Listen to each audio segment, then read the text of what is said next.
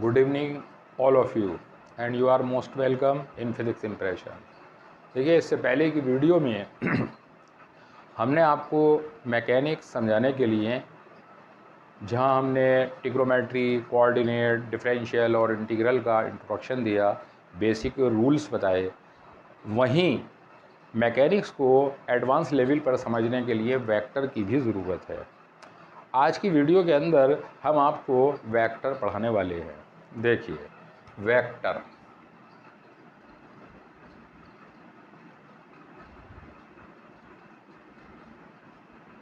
Vector पढ़ाने से पहले हम आपको ये बताना चाहेंगे फिज़िकल क्वांटिटीज़। ये हम आपको इससे पहले की वीडियो में बता चुके हैं, लेकिन फिर से उसको रिकॉल करते हैं। फिज़िकल क्वांटिटीज़ क्या होती हैं? जिनका मेज़रमेंट पॉसिबल हो। Physical quantities, physical quantities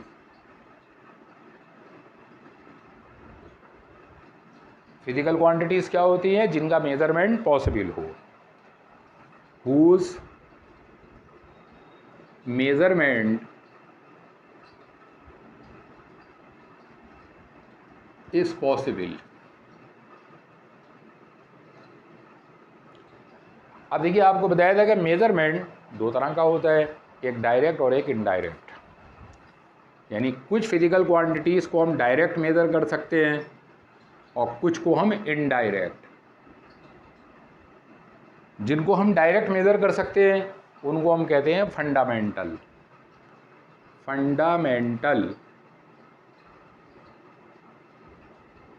quantities, और जिनका मेज़रमेंट इनडायरेक्ट हम करते हैं उनको हम कहते हैं डिराइव्ड।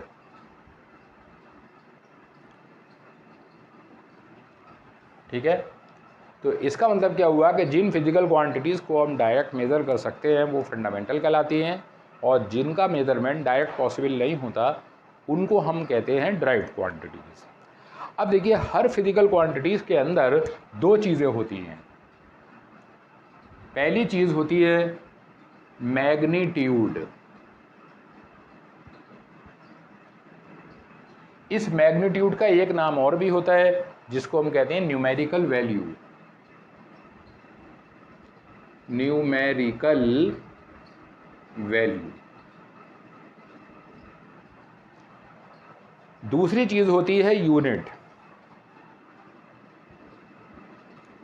यूनिट का मतलब होता है कि उस फिजिकल क्वांटिटी को हमने किस सिस्टम के अंदर मेजर किया है।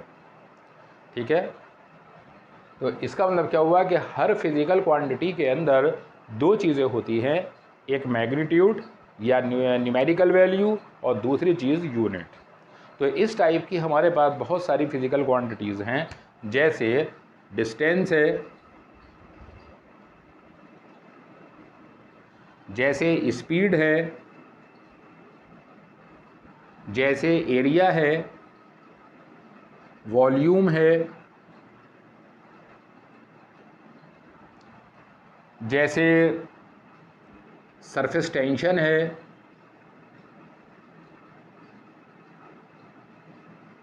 जैसे प्रेशर है,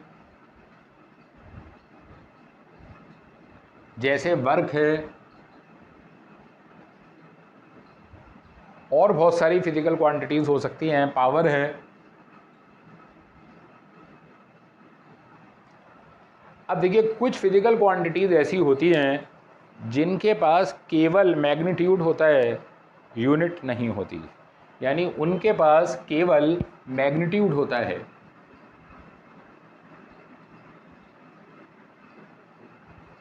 नो यूनिट, उन पे यूनिट नहीं होती। जैसे refractive index mu, this is sine I upon sine R. जैसे dielectric constant K, F air upon F medium. जैसे हमारे पास होती है स्ट्रेन, स्ट्रेन होती है change in shape upon original shape या change in length upon original length. तो डेल्टा एल अपॉन एल।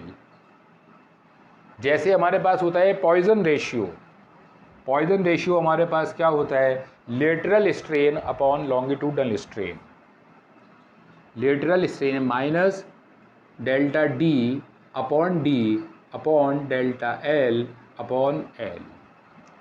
देखिए ये सारी फिजिकल क्वांटिटीज़ जो हम देख रहे हैं इन पर केवल मैग्नीट्यूड होता है, इनके अंदर कोई यूनिट नहीं होती, क्योंकि इस प्रकार की जो फिजिकल क्वांटिटीज़ हैं वो दो same type of physical quantities का रेशियो होती है, इसलिए इनका कोई यूनिट नहीं होता।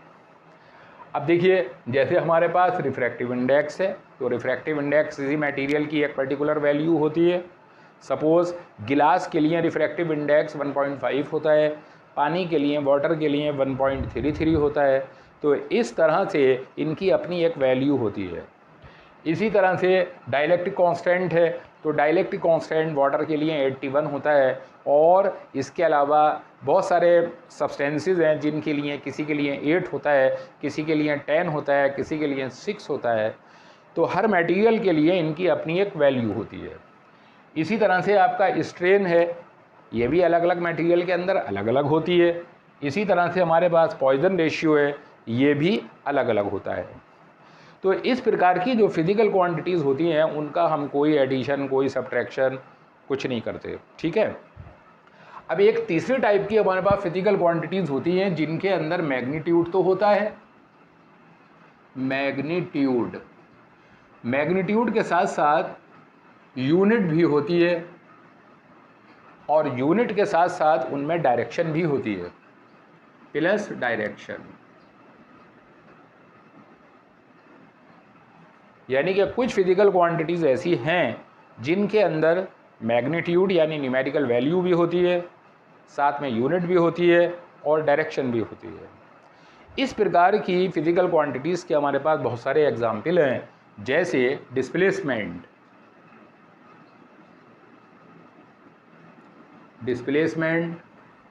जैसे वेलोसिटी, जैसे एक्सीलरेशन, जैसे फोर्स, जैसे मोमेंटम,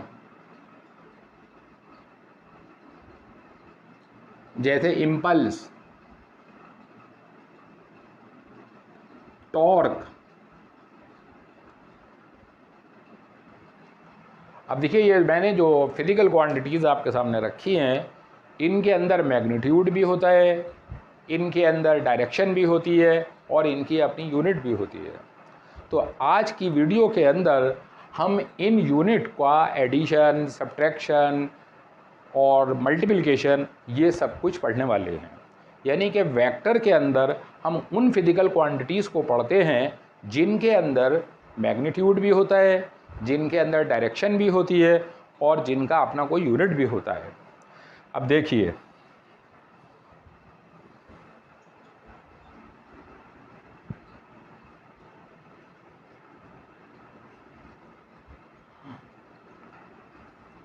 तो देखिए इस बेस पर हमने फिजिकल क्वांटिटीज़ को 3 पार्ट्स में डिवाइड किया है। पहले टाइप की फिजिकल क्वांटिटीज़ कौन सी होती हैं, स्केलर क्वांटिटीज़। स्केलर क्वांटिटीज़ कौन सी होती हैं, जिनके अंदर केवल मैग्नीट्यूड होता है, कोई डायरेक्शन नहीं होती, यानी only magnitude but no direction,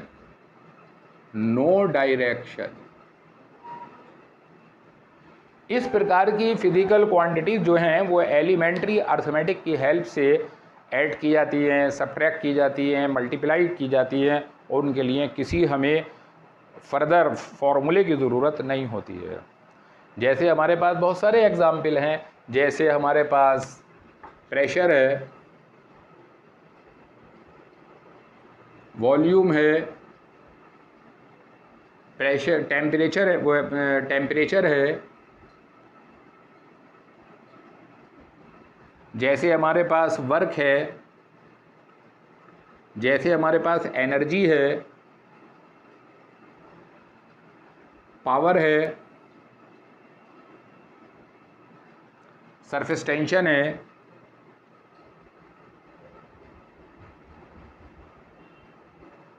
इन सारी फिजिकल क्वांटिटीज़ में केवल मैग्नीट्यूड होता है, डायरेक्शन नहीं होती, डायरेक्शन की कोई ज़रूरत भी नहीं होती। एलिमेंट्री अर्थमेटिक की हेल्प से इनको हम जोड़ते हैं, ऐड करते हैं, सब्ट्रैक्ट करते हैं, मल्टीप्लाई करते हैं। ठीक है। अब उसके बाद दूसरी प्रकार की जो क्वांटिटीज़ हैं हमारे पास वो होती हैं वेक्टर।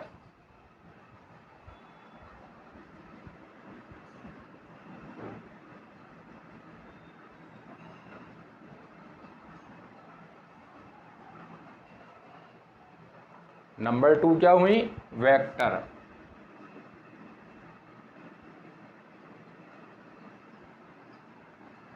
अब देखिए सारी वेक्टर क्वांटिटीज़ के अंदर मैग्नीट्यूड भी होता है,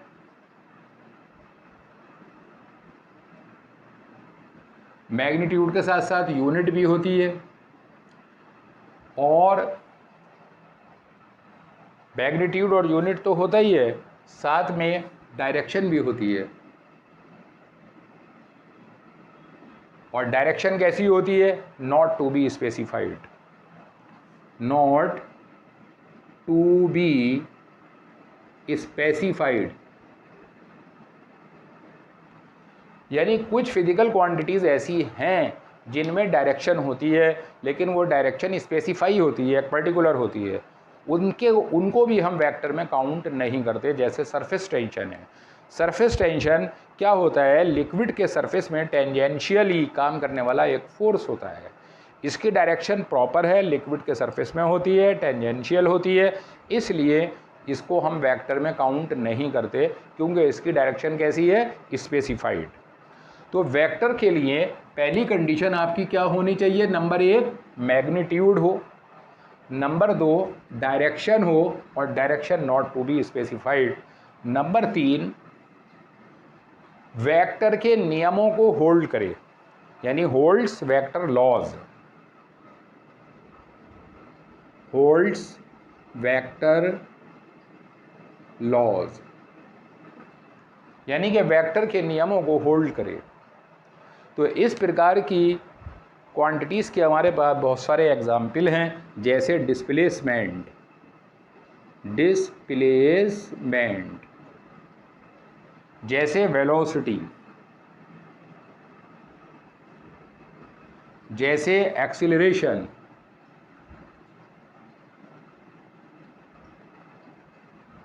जैसे फोर्स, जैसे टॉर्क,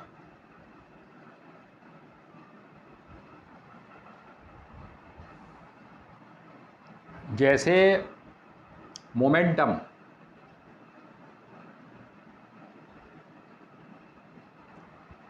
तो इस प्रकार की फिजिकल क्वांटिटीज़ का addition, subtraction, multiplication elementary arithmetic की हेल्प से नहीं किया जा सकता। इनका एडिशन, सब्ट्रैक्शन, मल्टीप्लिकेशन कैसे होता है? वेक्टर अलजेब्रा से। यानी दीज आर एडिड और सब्ट्रैक्टेड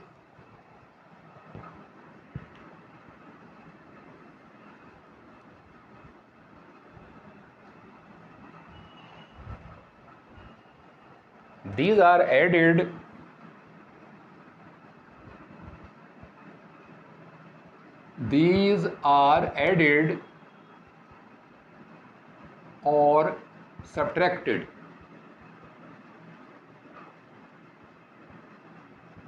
by or multiplied.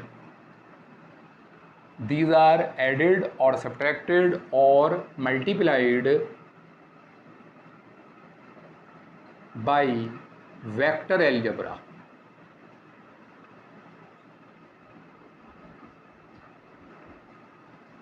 यानी कि इस प्रकार की फिजिकल क्वांटिटीज़ का addition, subtraction, multiplication elementary arithmetic की हेल्प से नहीं हो सकता, वेक्टर अलजेब्रा से होता है।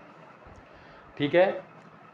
अब देखिए क्या होता है कि जो हमारी वेक्टर क्वांटिटीज़ हैं उनमें डायरेक्शन भी होगी, उनमें मैग्नीट्यूड भी होगा और उनके अंदर और वो वेक्टर के लॉस को होल्ड भी करेंगी। इसका मतलब क्या हुआ कि कोई भी फिजिकल क्वांटिटी अगर वेक्टर है तो उसमें 3 कंडीशंस होनी चाहिए। पहली चीज़ मैग्नीट्यूड हो, दूसरी चीज़ उसकी डायरेक्शन हो और वो direction not to be specified, तीसरी चीज़ होल्ड वेक्टर लॉज, यानी कि वेक्टर के नियमों का पालन करे। ऐसी सारी फिजिकल क्वांटिटीज़ जो हैं हमारे पास वेक्टर कहलाती हैं। अब देखिए वेक्टर क्वांटिटीज़ को हम फिर से 2 हिस्सों में डिवाइड करते हैं, यानी कि वेक्टर को हम 2 पार्ट्स में डिवाइड करते हैं। पहली होती है पोलर वेक्टर, पोलर वेक्टर, और दूसरे होते हैं एक्सियल वेक्टर।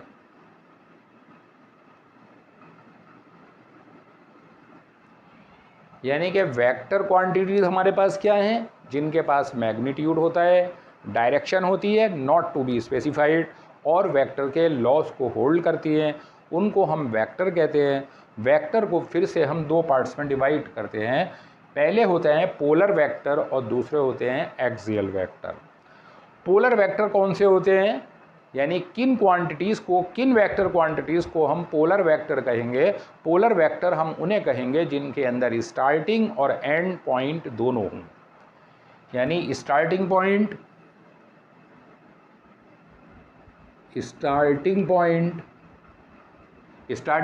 मीन्स टेल और and point means and point head, यानी जिनके अंदर स्टार्टिंग पॉइंट भी हो, जिनके अंदर एंड पॉइंट भी हो, इस टाइप के वेक्टर को हम पोलर वेक्टर कहते हैं। और एक्सियल वेक्टर वो होते हैं जिनके अंदर ये दोनों ही ना हो, यानी कि ना स्टार्टिंग पॉइंट हो और ना ही एंड पॉइंट हो। नाइदर स्टार्टिंग पॉइंट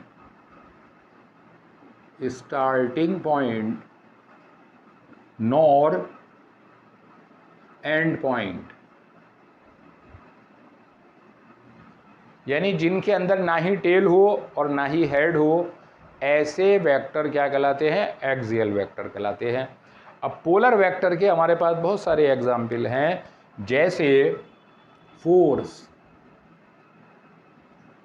फोर्स को जब हम रिप्रेजेंट करते हैं तो क्या करते हैं, एक स्टार्टिंग पॉइंट भी होता है और एक एंड पॉइंट भी होता है। फोर्स को हम F से डिनोट करते हैं और जो वेक्टर क्वांटिटीज़ होती हैं उनके ऊपर हम एक एरो भी लगा देते हैं, F एरो। इससे पता चलता है कि ये वेक्टर है। इसी तरह से हमारे पास एक्सीलरेशन वेक्टर होता है, इसी तरह से हमारे पास वेलोसिटी वेक्टर होता है, इसी तरह से हमारे पास मोमेंटम वेक्टर होता है, इसी तरह से हमारे पास डिस्प्लेसमेंट वेक्टर होता है, एंड सो ऑन। अब देखिए एक्सियल वेक्टर वो होते हैं जिनके अंदर स्टार्टिंग और एंड पॉइंट नहीं होते, और इस प्रकार के वेक्टर जो हैं वो हमें क्रॉस प्रोडक्ट से या वेक्टर प्रोडक्ट से मिलते हैं, यानी these are obtained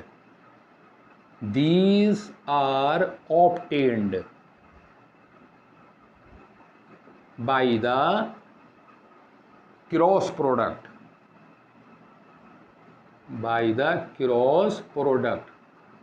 of 2 vectors।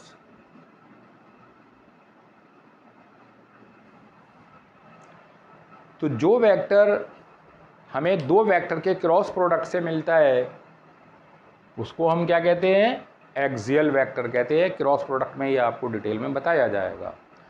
इसका मतलब क्या हुआ, पहले प्रकार की वेक्टर क्वांटिटीज हमारे पास, वेक्टर को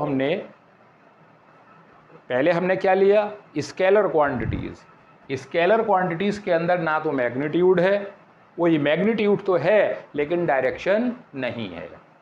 यानी स्केलर क्वांटिटीज़ क्या हैं, जिनमें मैग्नीट्यूड होता है, न्यूमेरिकल वैल्यू होती है, डायरेक्शन नहीं होती, ना ही डायरेक्शन की कोई ज़रूरत होती है। वेक्टर वो होती हैं जिनके अंदर मैग्नीट्यूड भी होता है, डायरेक्शन भी होती है, लेकिन direction not to be specified, और वेक्टर के नियमों को फॉलो करती हैं, और इनका एडिशन सब्ट्रैक्शन कैसे होता है, वेक्टर के नियमों से होता है, वेक्टर के लॉस को ये होल्ड करती हैं। इन वेक्टर्स को हम दो हिस्सों में डिवाइड करते हैं, एक पोलर होते हैं, दूसरे एक्सियल होते हैं। पोलर वो होते हैं जिनके अंदर स्टार्टिंग और एंड पॉइंट दोनों होते हैं, और एक्सियल वेक्टर वो होते हैं जिनके अंदर स्टार्टिंग और एंड पॉइंट नहीं होते, यानी टेल और हेड नहीं होते। अब देखिए, तीसरे हमारे पास पहले स्केलर हो गए, दूसरे वेक्टर हो गए, अब तीसरे प्रकार की क्वांटिटीज हमारे पास और होती हैं।